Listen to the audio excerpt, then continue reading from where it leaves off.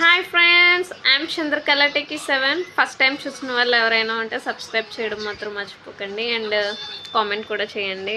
ఈరోజు అయితే నేను ఒక స్పెషల్ చేస్తున్నాను, అదేంటంటే గులాబ్ జామ్. అండ్ ఈరోజు ఆఫ్టర్నూన్ లంచ్కి వచ్చేసి మాకు సాంబార్ అండ్ పప్పడ.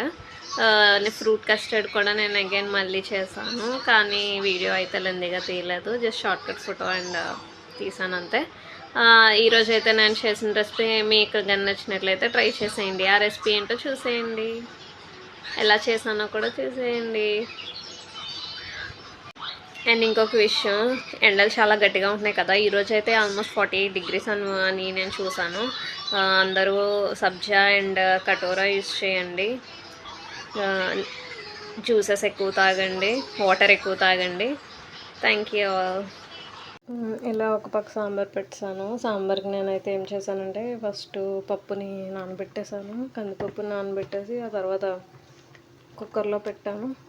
ఒక 3 విజిల్స్ 5 విజిల్స్ వచ్చాక తీసి అందులో చింతపండు పులుసు వేసి ఇలా తర్వాత ఉప్పు కారం వేసి బాగా మరిగాక ఇవి వేసుకున్నాను. ఇందులో అయితే చూడండి నేను ఏమేమి వేసాను: ఆనపకాయ, వంకాయ, బెండకాయ, టొమాటో అండ్ పచ్చిమిరపకాయలు.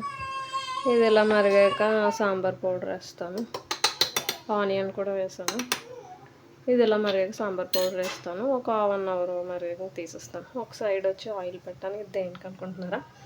ఇదైతే నేను ఈరోజు ఇదేంటి అనుకుంటున్నారా? ఇది గులాబ్ జామ్ పౌడరు. గులాబ్ జామ్ పౌడర్లో నేను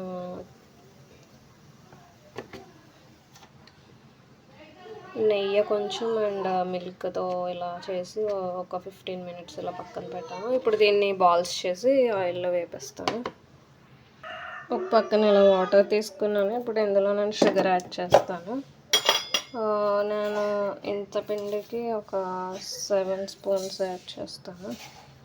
కొంచెం ఈ స్పూన్లో ఆచుకు పెట్టి షుగర్ వేసాక బాయిల్ చేస్తాను. ఫ్లేవర్ కోసం నేను యాలకులు అండ్ మిరియాలు యాడ్ చేస్తున్నాను.